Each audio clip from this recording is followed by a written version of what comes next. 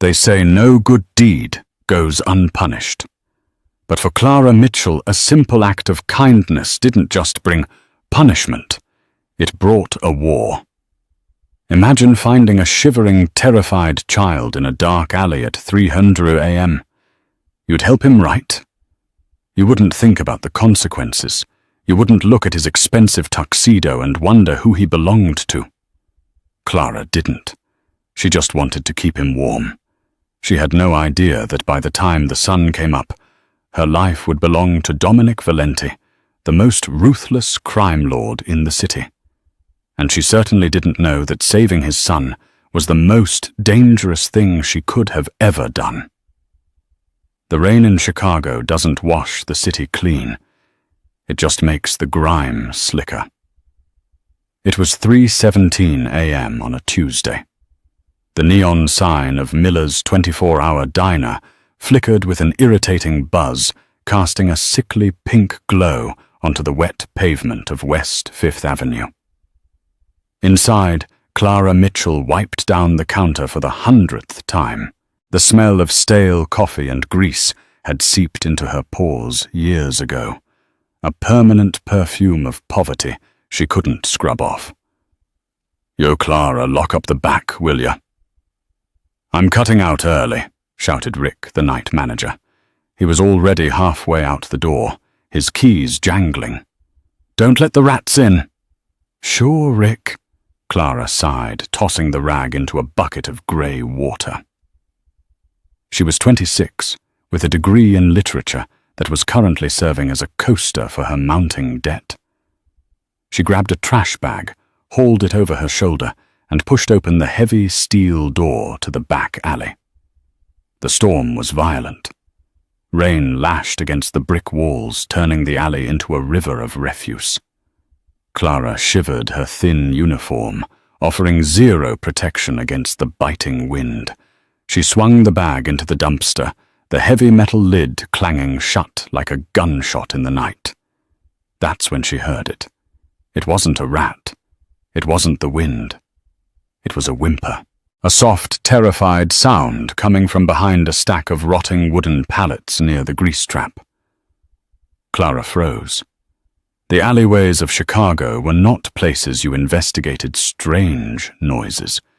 You kept your head down, you walked fast, and you prayed nobody noticed you. But the sound came again, a jagged intake of breath like someone trying not to cry. She pulled her phone from her apron, turning on the flashlight. The beam cut through the rain. "Is someone there?" she called out, her voice trembling. "I have pepper spray." She didn't. She had a bottle of Windex. The pallets shifted. A small hand, pale and shaking, reached out. Clara stepped closer, the rain soaking her hair instantly. She peered over the wood. There, huddled in a ball on top of a discarded cardboard box, was a boy. He couldn't have been more than 6 years old. But it wasn't just a lost kid. It was what he was wearing. Even in the mud and rain, Clara could tell the fabric was expensive. He was wearing a miniature, tailored black tuxedo. His bow tie was undone, hanging loosely around his neck, and on his cuffs, diamonds glinted in the flashlight beam. He looked like a groom who had been shrunk in the wash. "Hey!" Clara softened her voice, crouching down, disregarding the puddle soaking her knees. "It's okay. I'm not going to hurt you." The boy looked up. His eyes were wide, dark, and filled with a terror so absolute it broke Clara's heart instantly. He was shivering so violently his teeth chattered. There was a smear of blood on his forehead, a shallow cut, but it was bleeding freely. "Where are your parents, sweetie?" Clara asked, inching her hand forward. The boy flinched, scrambling backward until his back hit the brick wall. He didn't speak. He just shook his head frantically, pointing toward the main street. "Is someone chasing you?" He nodded. Tears mixed with the rain on his face. Clara's instincts screamed at her to go back inside, lock the door, and call 911. But if someone was chasing him, someone who let a 6-year-old run into a storm in a tuxedo, the police might not get here fast enough. Or worse, the police might be the ones he was running from. This was Chicago, after all. "Okay," Clara said firmly. She took off her denim jacket, her favorite jacket, and wrapped it around the boy's soaking shoulders. "We're going inside. It's warm and I have pie. Do you like cherry pie?" The mention of food seemed to break his trance. He hesitated, then allowed Clara to scoop him up. He was shockingly light like a bird. She bolted back into the diner, slamming the steel door, and throwing the deadbolt, the chain, and the floor latch. Her heart was hammering against her ribs. She brought him to the staff break room, a tiny closet with a heater. She sat him on a crate and grabbed a first aid kit and a clean towel. "I'm Clara," she said gently, dabbing the blood from his forehead. "What's your name?" The boy stayed silent for a long time, staring at the steam rising from the mug of hot cocoa she'd pressed into his hands. Finally, he whispered, his voice hoarse. "Constance." "Nice to meet you, Constance. We need to call your mum or dad." At the word dad, Constance dropped the mug. It shattered on the floor, hot chocolate splashing everywhere. He grabbed Clara's arm, his grip surprisingly strong, his nails digging into her skin. "No," he screamed, his eyes wild. "No call." "Bad men. The bad men are with the phones."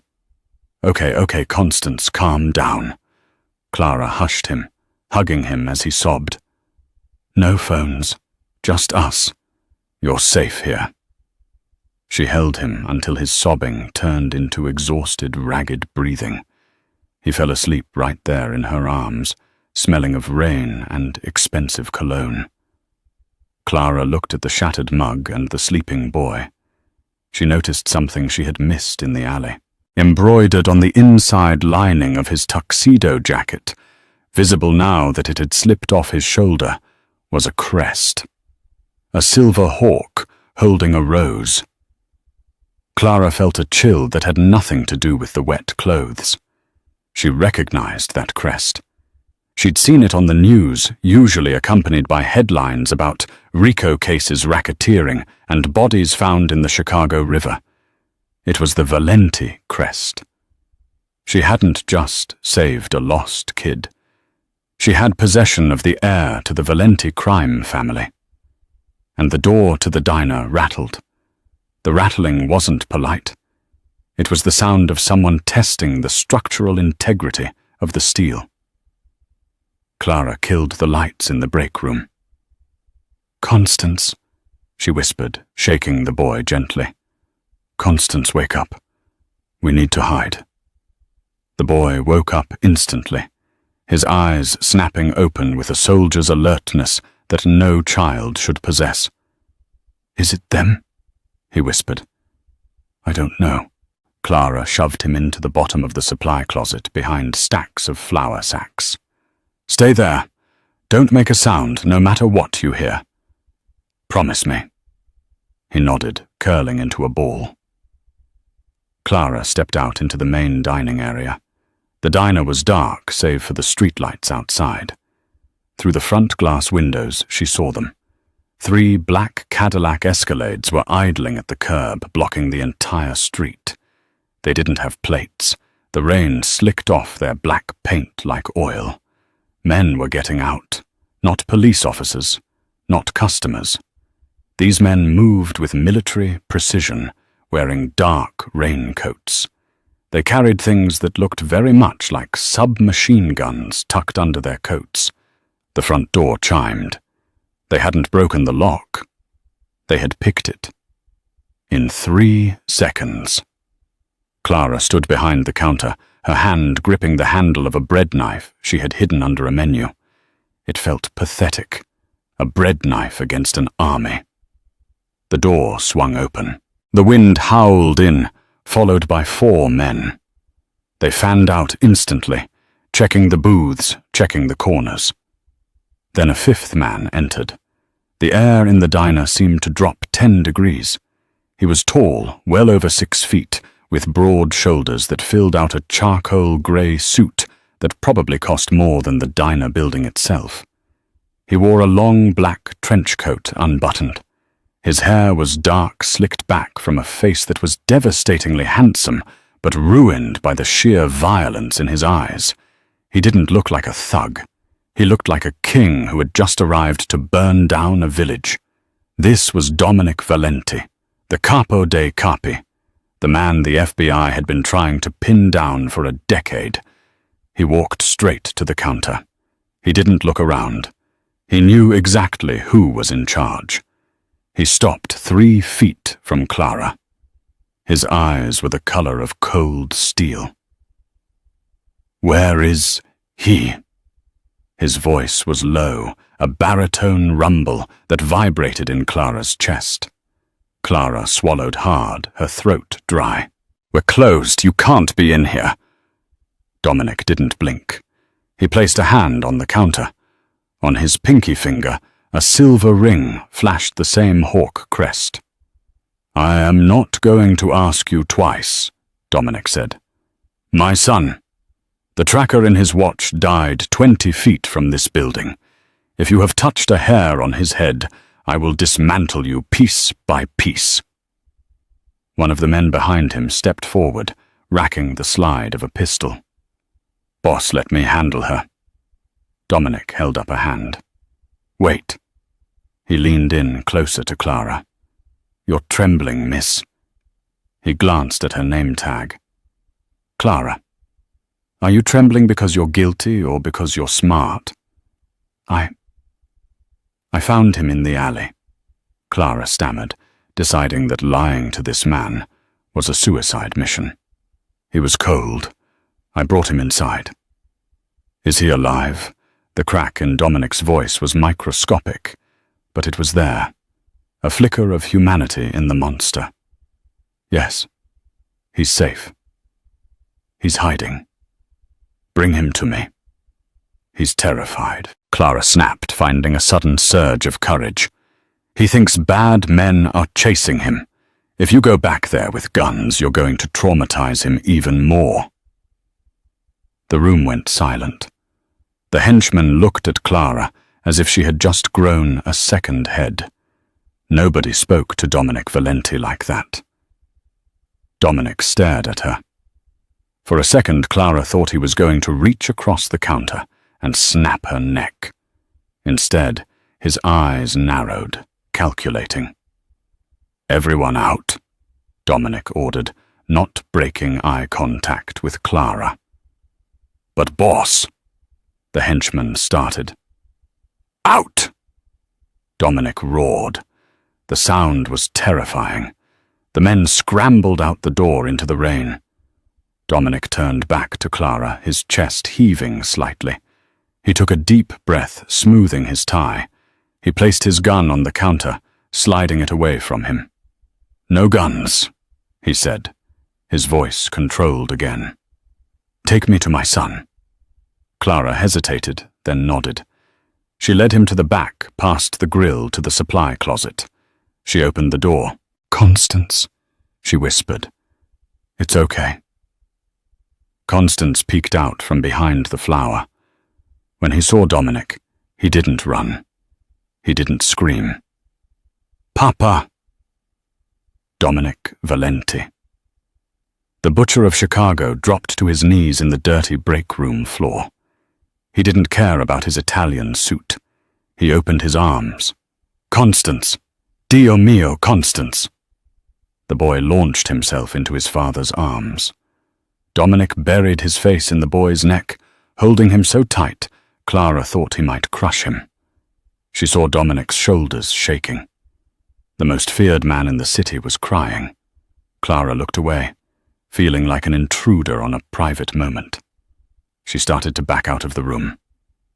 "Wait!" Dominic's voice stopped her. He stood up, lifting Constance effortlessly in one arm. He wiped his face with a handkerchief, the mask of the cold mob boss sliding back into place instantly. But his eyes were different when he looked at her now. They weren't cold anymore. They were intense. Burning. "You saved him," Dominic said. It wasn't a question. "I just gave him hot chocolate," Clara mumbled. "You took him off the street. You hid him. And you stood up to me." Dominic stepped closer, towering over her. The smell of rain, expensive leather, and gunpowder filled her senses. "Do you know who I am, Clara? I watch the news. You're Valenti. Then you know I owe debts, and I pay them. You don't owe me anything. Just take him and go. Please." Dominic studied her face, his gaze lingering on her tired eyes, her messy hair the fraying collar of her uniform. "The Moretti family took him," Dominic said, his voice dropping to a dangerous whisper. "They snatched him from his school. He escaped from their trunk. They are hunting him right now. If they had found him in that alley before you did—" He trailed off, his jaw tightening. "Well, they didn't," Clara said. "No, they didn't." Dominic reached into his jacket pocket. Clara flinched, expecting a weapon. Instead, he pulled out a thick stack of cash. It must have been $10,000. He tossed it onto the crate. "Thank you, Mr. Valenti, but I can't take that." Dominic paused. "Nobody refuses my money." "I do. I helped a kid. I didn't do it for a payday." Dominic smirked. It was a dark, dangerous smile that made Clara's stomach do a flip. "Proud. I like that. But you have a problem, Clara." "What problem?" "The Morettis know he escaped in this sector.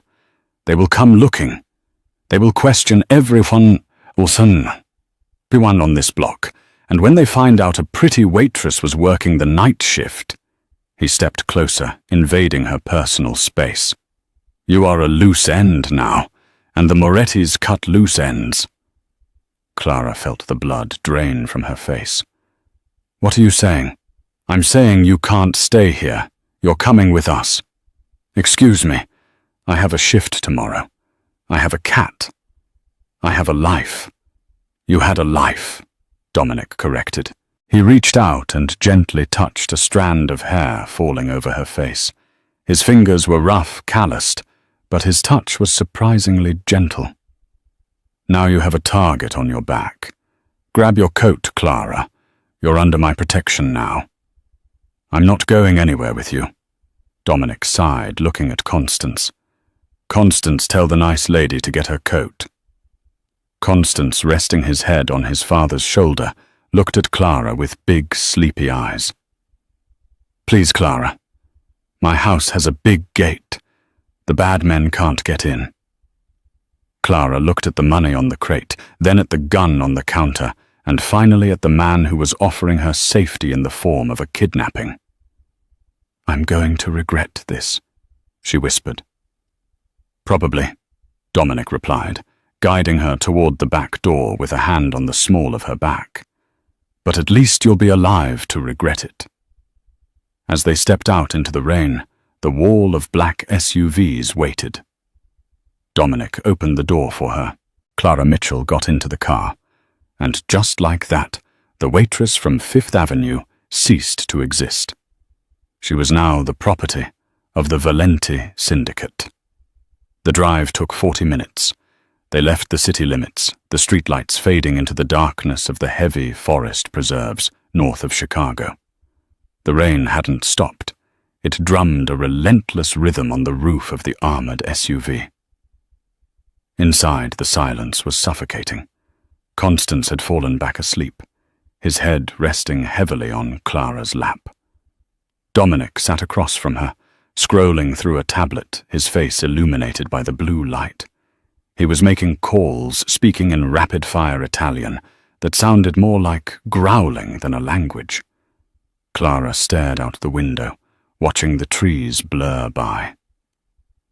She felt a phantom vibration in her pocket and reached for her phone only to remember Dominic's head of security, a man named Silas, who looked like he chewed gravel for breakfast, had confiscated it the moment she got in the car.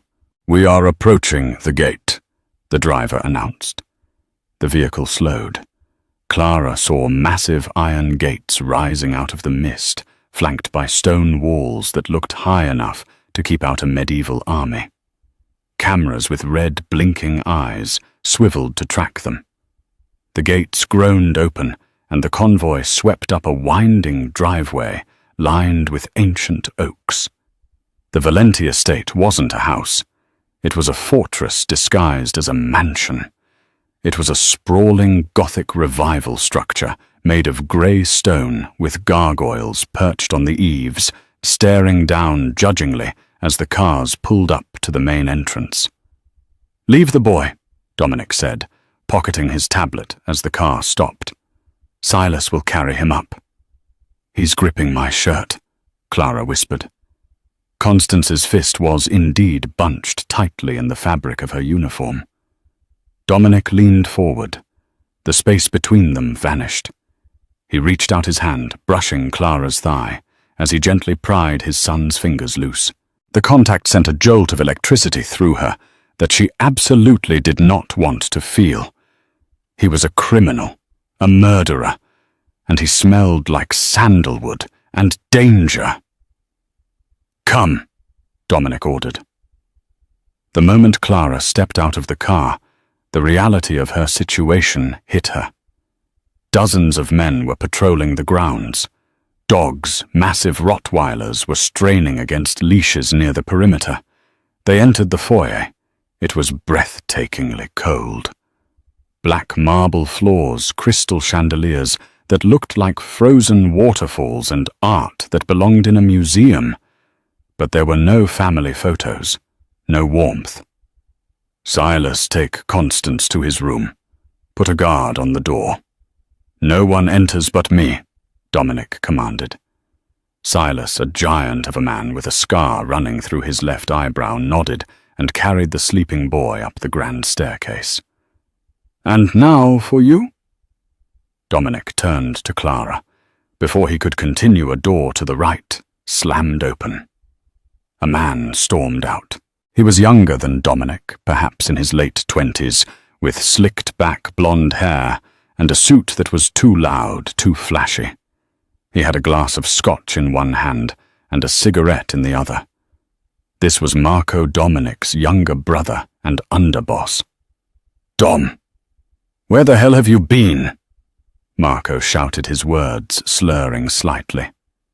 "The Morettis hit the shipping yards. We lost 3 containers. And who is this?" He gestured to Clara with his cigarette ash. "The nanny. She's a guest," Dominic said, his voice dropping to that dangerous, icy tone. "She saved Constance." Marco scoffed, walking a circle around Clara, looking her up and down with open disdain. "She looks like she scrubbed a toilet 10 minutes ago. You brought a civilian here to the safe house. Are you insane? She's probably wired." "She is not wired, Marco. She is under my protection. She's a liability." Marco threw his hands up, sloshing scotch onto the marble. "The Morettis are out for blood." "Dominic, they broke the truce, and you're playing house with a stray cat you found in the rain." Dominic moved so fast, Clara barely saw it. 1 second he was standing still. The next he had Marco pinned against the wall, his forearm pressing against his brother's throat. The Scotch glass shattered on the floor. "Constance is alive because of her," Dominic snarled, his face inches from Marco's. "If I hear you speak one more word of disrespect, I will cut out your tongue. Do you understand?" Marco choked his face, turning red. He tapped Dominic's arm in surrender. Dominic released him, stepping back and straightening his cuffs. Marco gasped for air, rubbing his throat. He shot a look of pure, unadulterated hatred at Clara. "Welcome to the family, sweetheart," he rasped, then turned and stormed off. Clara stood frozen. She realized then that the danger wasn't just outside the walls. It was inside, too. "Ignore him," Dominic said, as if he hadn't just choked his brother. "He drinks too much, Mr. Valenti," Clara said, her voice shaking. "I can't stay here. That man hates me. You have people with guns everywhere. I'm just a waitress. I have rent to pay. I have a cat named Muffin who needs to be fed." Dominic looked at her. For the first time, he looked exhausted. The adrenaline of the rescue was fading, revealing a man carrying the weight of an empire. "Your rent is paid," he said simply. "Your landlord has been contacted, told you had a family emergency. As for the cat," he signaled to a guard by the door. "Send a team to her apartment. Retrieve the animal. Bring it here." You're sending a tactical team to get Muffin?" "I solve problems, Clara. You are worried about the cat. I get the cat. Now you are worried about your safety. You are safe here. No one gets to you without going through me." He stepped closer, his presence overwhelming. "But you must understand," he continued, his voice low. "You cannot leave. The Morettis have your face. They have your name. If you walk out that gate, you will be dead within the hour. You are in the cage now, Clara. It is a gilded cage, yes. But you are mine until this war is over." Clara felt the trap snap shut. "And how long will that be?" Dominic looked at the shattered glass on the floor. "Until every last Moretti is in the ground." He turned to a severe-looking woman in a black maid's uniform who had appeared silently at the top of the stairs. "Mrs. Higgins, show Miss Mitchell to the blue room. Get her something to wear that isn't that." He gestured vaguely at her diner uniform. "Yes, sir," Mrs. Higgins droned. Clara watched Dominic walk away toward his study. He didn't look back. The blue room was bigger than Clara's entire apartment. It had a 4-poster bed, a fireplace, and a balcony overlooking the stormy grounds. The attached bathroom was filled with soaps that smelled like lavender and money. After a hot shower that washed away the grime of the alley, Clara put on the silk pajamas Mrs. Higgins had left. She felt ridiculous, like an imposter. She couldn't sleep. The silence of the house was heavy. Around 4:00 a.m. she heard a sound, a soft crying. She opened her door. The hallway was dark, lit only by the occasional lightning flash. The sound was coming from the room across the hall, Constance's room. The guard Silas had posted was gone, likely on a bathroom break or a patrol shift change. Clara hesitated, then pushed the door open. Constance was thrashing in his bed, tangled in the sheets. "No, no," he whimpered. Clara rushed to the bedside. Constance, wake up. It's just a dream." The boy gasped, waking up with a start. When he saw Clara, he launched himself at her, burying his face in her chest. They were coming back, the men with the masks. "Shh." Clara rocked him, stroking his hair. "Nobody is coming. Your dad has big dogs outside, remember? And big gates. Papa is always working." Constance sniffled. "He's never here. He's keeping you safe." "Can you stay?" Constance asked, looking up with big, watery eyes. "Until I fall asleep." Clara's heart melted. "Move over, Scooter." She climbed onto the massive bed, sitting against the headboard, while Constance curled up against her side. She began to hum a lullaby her mother used to sing.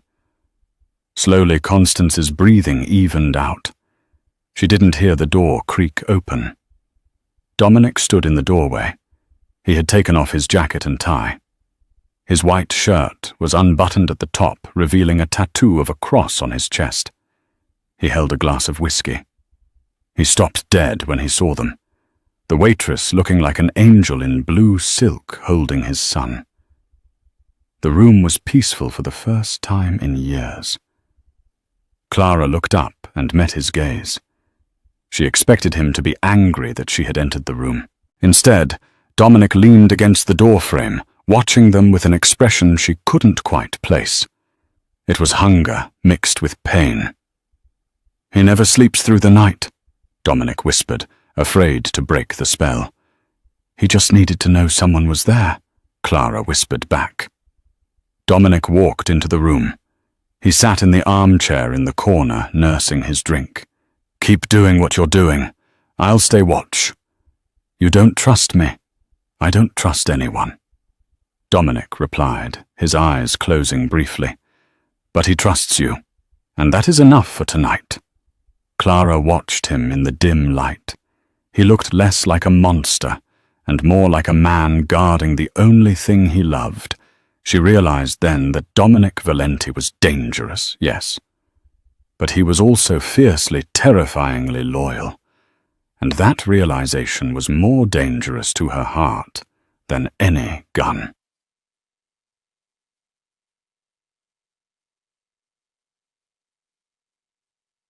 Three days passed in the fortress. To Clara's surprise, the tactical team actually retrieved Muffin.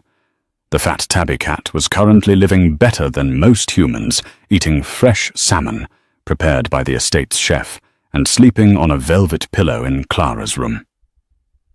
Life in the Valenti estate was a bizarre mix of luxury and high-stress prison. Clara wasn't allowed past the garden walls.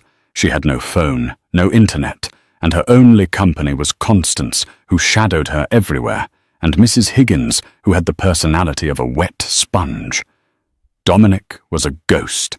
He spent his time in the West Wing, where the business was conducted. Men in suits came and went. Sometimes Clara heard shouting. Sometimes she saw men leaving with bandages. The war with the Morettis was escalating. On the fourth afternoon, Clara was in the library reading a story to Constance when the boredom finally snapped. "I need water," she told Constance. "Stay here and color the dragon, okay?" She walked to the kitchen. To get there, she had to pass the corridor leading to Dominic's study. As she approached, she heard voices. Angry voices. "Insanity, Dominic. They are hitting the distribution centers. We are losing millions a day. It was Marco. We hold the line." Dominic's voice was calm, steady. "We do not strike back yet. We wait for them to overextend. Wait, while they butcher our men." "You've gone soft. Ever since that waitress came here, you've been distracted. Careful, Marco. I'm telling you she's bad luck. Or worse. How did she find Constance? Huh? In a city of 3 million people, she just happens to find the heir to the Valenti throne. You don't think that's convenient?" Clara froze. Her heart pounded. "Silas vetted her," Dominic said. "She's clean. She has debt, a dead-end job, and no connections. Everyone has a price, brother. Maybe the Morettis paid off her debt. Maybe she's the one telling them where our trucks are. Get out. Dom, get out!" The door to the study flew open. Clara didn't have time to hide. Marco stepped out, his face flushed with rage. He saw Clara standing there holding a glass of water. He stopped. A cruel, predatory smile spread across his face. He walked up to her, invading her space until she could smell the stale tobacco on his breath. "Eavesdropping," he whispered. "That's a dangerous habit, sweetheart. People get shot for knowing too much." "I was just getting water," Clara said, holding her ground, though her hands shook. "Enjoy it," Marco sneered. "You won't be here long, one way or another." He pushed past her deliberately, bumping her shoulder hard enough to make her stumble. Clara watched him go. A chill went down her spine. It wasn't just his anger. It was the way he looked at her like he knew something she didn't. Later that evening, the storm returned with a vengeance. Thunder shook the foundations of the house. Dinner was a silent affair. Dominic sat at the head of the table, Clara to his right, Constance to his left. Marco was absent. "Where is your brother?" Clara asked, trying to break the tension. "Out," Dominic said, cutting his steak with surgical precision. "Handling a problem." "He thinks I'm a spy," Clara blurted out. Dominic paused. He looked at her, his dark eyes unreadable. "Marco sees shadows everywhere. It keeps him alive. But he knows my orders. You are off limits." "He scares me, Dominic." Dominic set his knife down. He reached across the table, covering her hand with his. His skin was warm, rough. "As long as you are in this house, you are untouchable. I give you my word." Boom! The explosion wasn't thunder. It was sharper, louder, and it shook the floorboards. The crystal chandelier above them rattled violently. Before Clara could scream, the alarms started a high-pitched wail that pierced the ears. "Get down!" Dominic roared. He flipped the heavy oak table on its side with inhuman strength, grabbing Constance and shoving him behind it. He pulled Clara down next to him, drawing a handgun from a holster beneath his jacket in one fluid motion. "What is happening?" Clara screamed, clutching Constance, who was crying. "Breach!" Dominic said, his face transforming. The sophisticated businessman was gone. The killer was back. They blew the main gate. "Who?" "Moretti." Gunfire erupted from the front hallway. Automatic weapons. It sounded like a war zone. "Silas!" Dominic yelled into his lapel microphone. "Report. Perimeter breached. They have a truck. They rammed the foyer. Heavy resistance. We have static.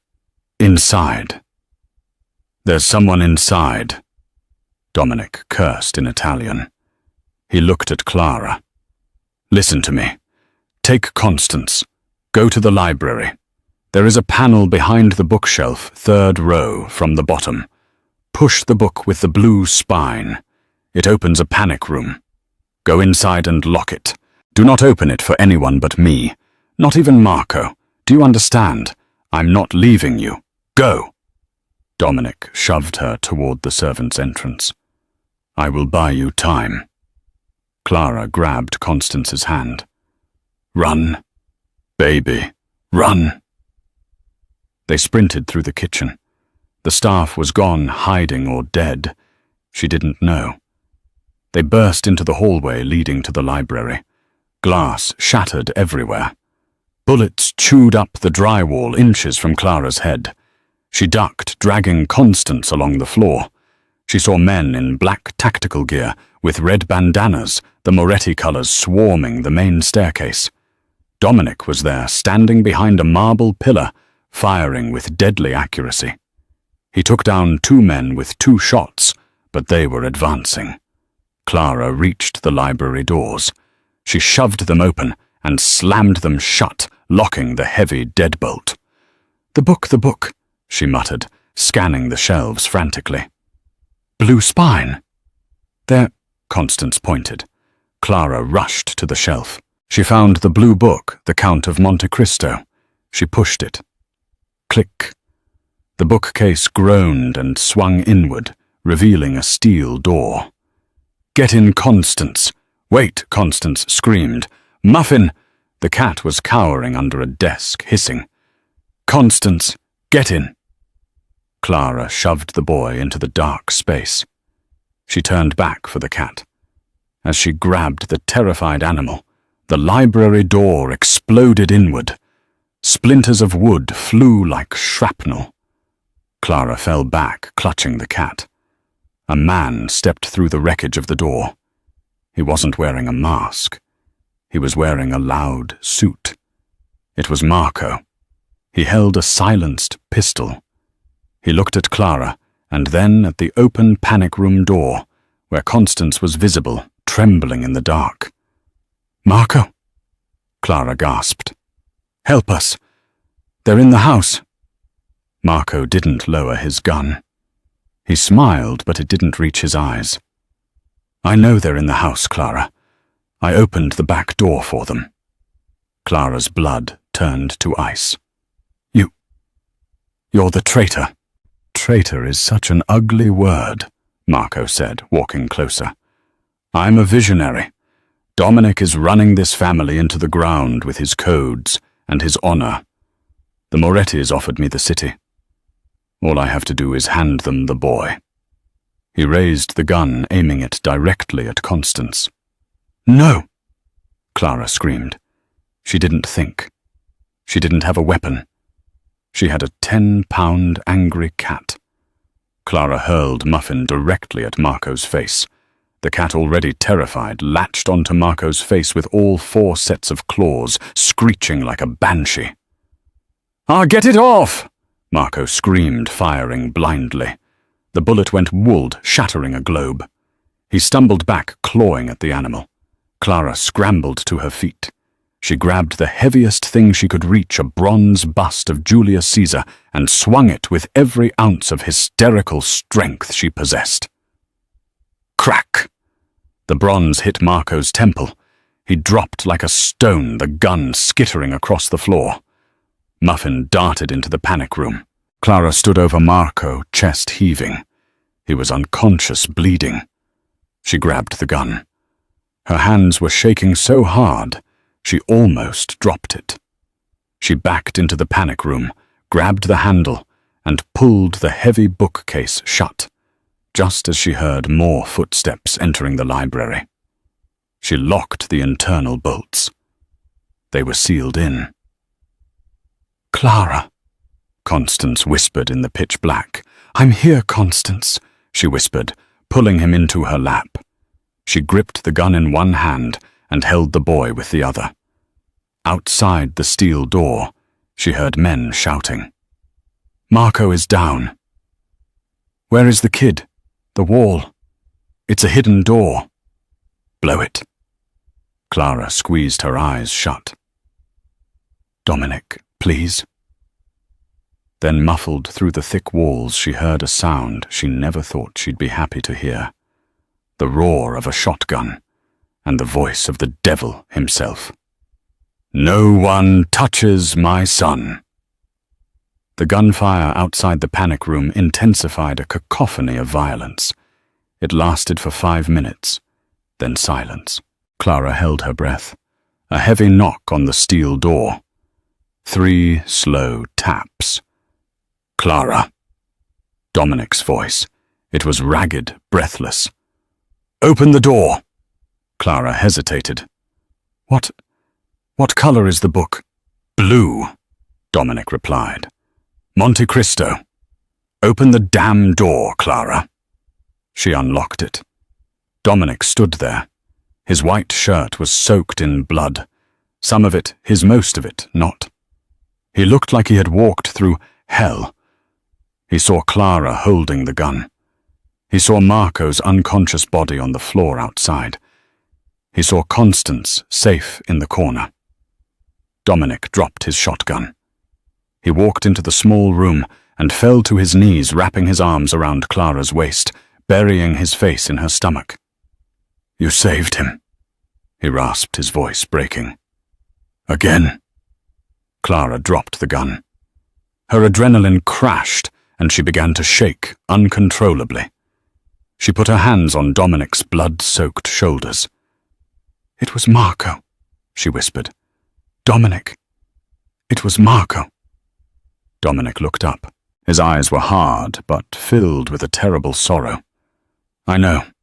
Silas found his phone. He stood up, pulling Clara and Constance to their feet. Come. We cannot stay here. The house is compromised. We are leaving. Where are we going? Dominic looked at her, and for the first time, Clara saw something akin to love in his eyes. Not safe, gentle love, but a fierce, burning possession. To the only place they won't look, Dominic said. We are going to war, Clara, and you are going to be my queen." The safe house was not a house. It was the penthouse floor of the Obsidian Tower, a 70-story needle of glass and steel overlooking the Chicago River.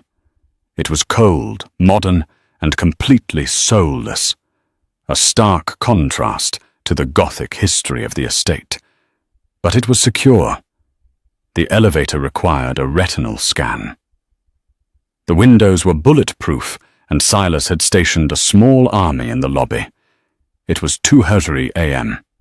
The adrenaline of the escape had faded, replaced by a bone-deep exhaustion.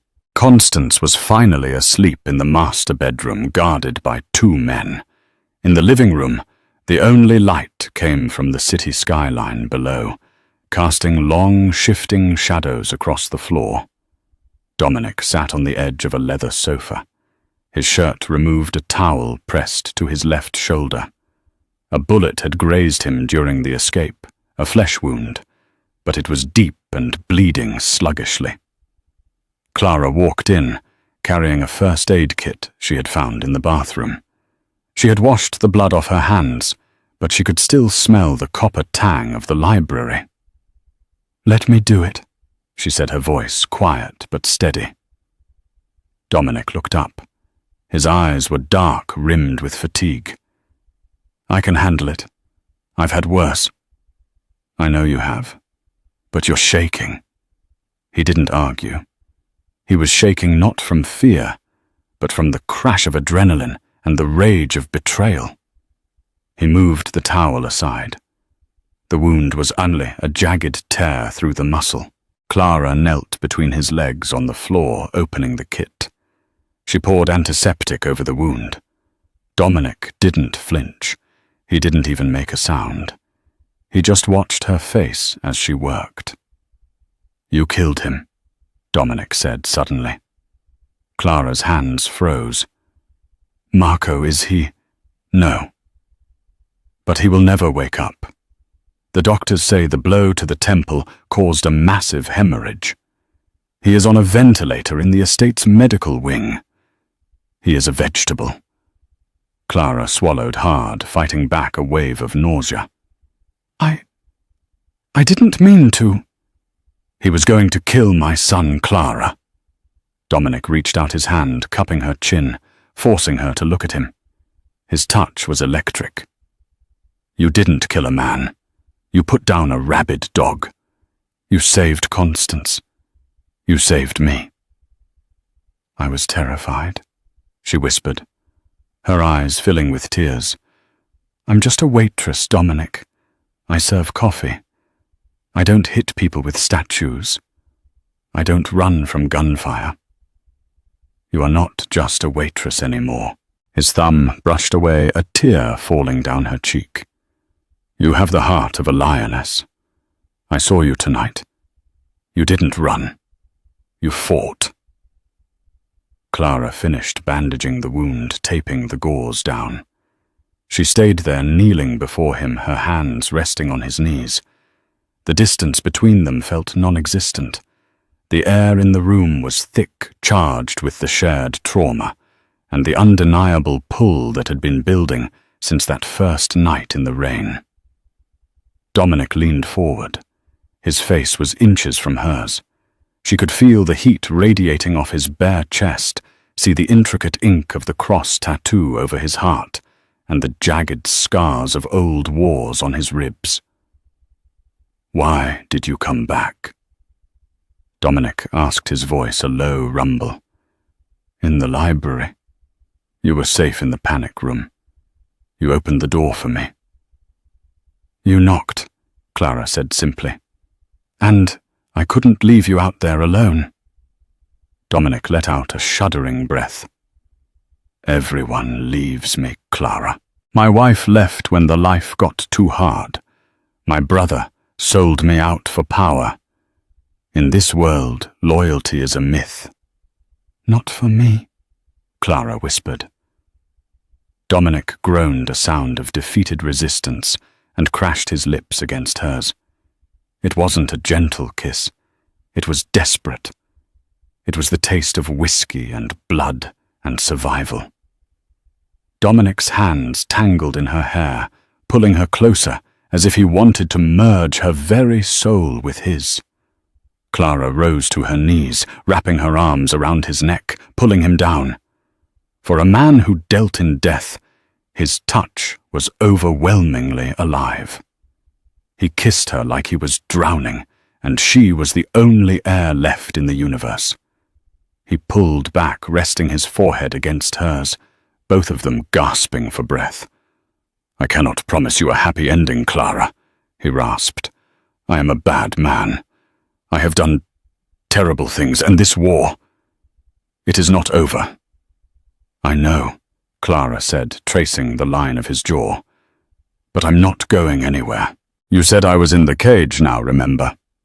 Dominic let out a dark, dry chuckle. "The cage is open. You can leave. I will give you a plane ticket and money, a new identity. You can go to Paris. Tonight." Clara looked at him. She thought about her lonely apartment, the bills, the endless shifts at the diner. Then she looked at the man who had torn the world apart to save his son. The man who looked at her with such raw, unguarded intensity. "I don't speak French," Clara said. Dominic stared at her for a long moment. Then he pulled her onto the sofa beside him, wrapping his good arm around her, burying his face in her neck. "Then you stay," he whispered into her skin. "God help you, you stay." They fell asleep like that, tangled together on the leather sofa, while the city lights burned below them. 2 weeks passed, and the glass house penthouse became the nerve center of Dominic's war. He scorched the earth, dismantling the Moretti Empire piece by piece. Clara became his anchor in the chaos, tending to his wounds and keeping Constance calm. But the silence from Don Salvatore Moretti was deafening. "He's planning something." Dominic paced the living room one evening. "I'm moving Constance tonight to the Berkshires. I have a parley with Salvatore at the steel mill." "It's a trap, Dominic," Clara pleaded, gripping his arm. "I know." He adjusted his cufflinks, looking every bit the lethal kingpin.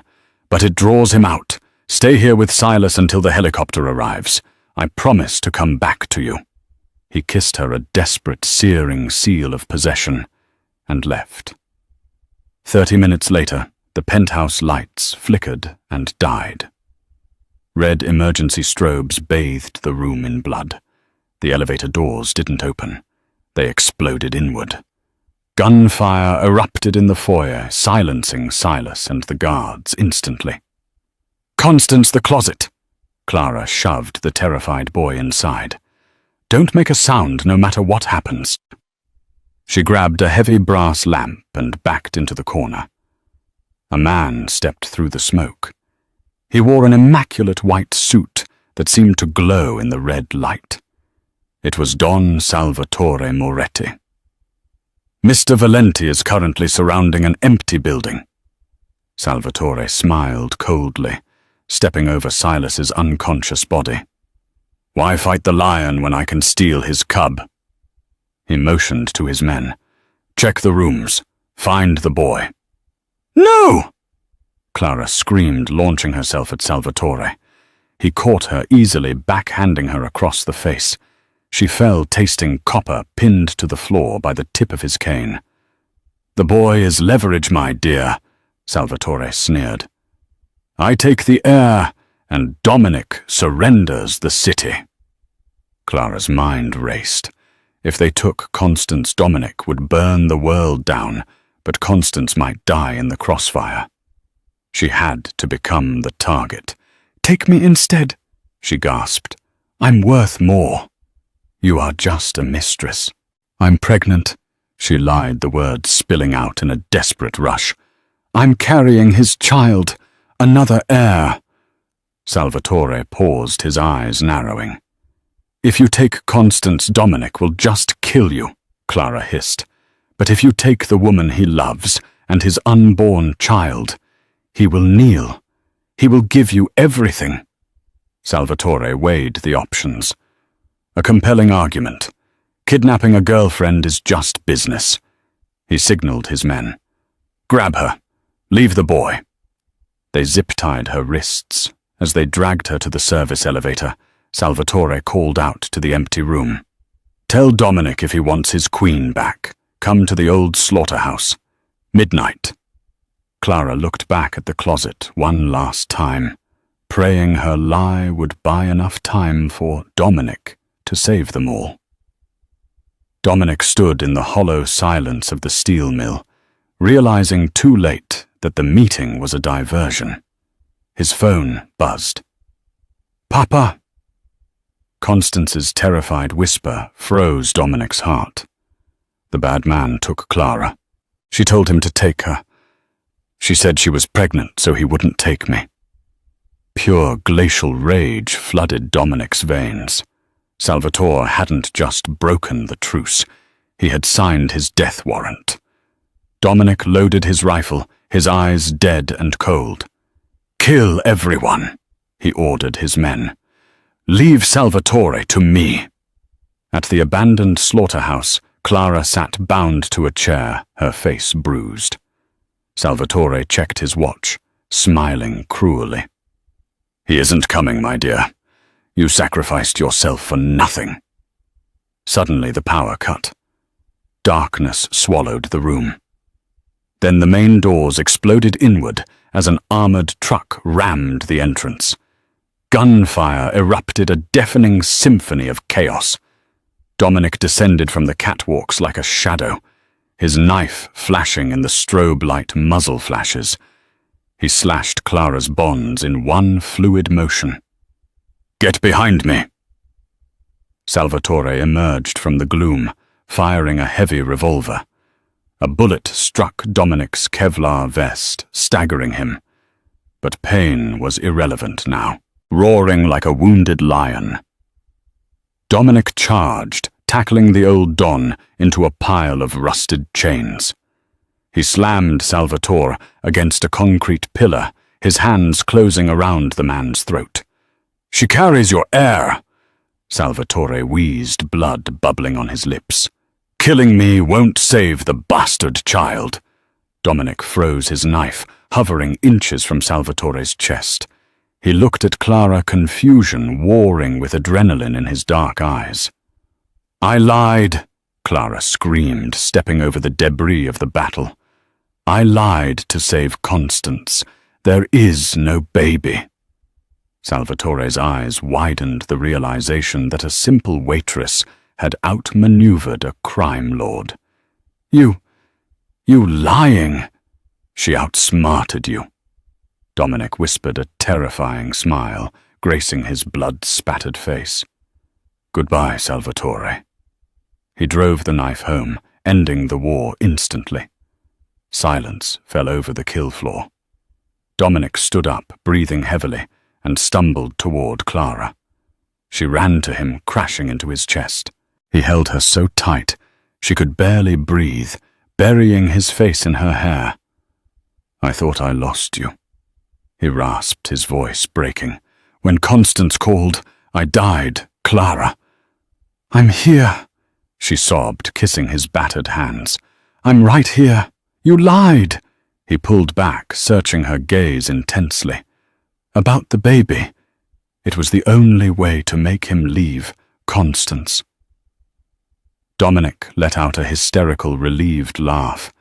He kissed her fiercely, sealing a promise of forever. You are absolutely insane, he murmured against her lips, and you are the only thing I cannot live without. Let's go home. From a rainy alleyway to the Italian coast, Clara and Dominic proved that love isn't just about soft moments, it's about who you're willing to bleed for. Clara didn't just save a boy that night. She saved the soul of a man who thought he was beyond redemption.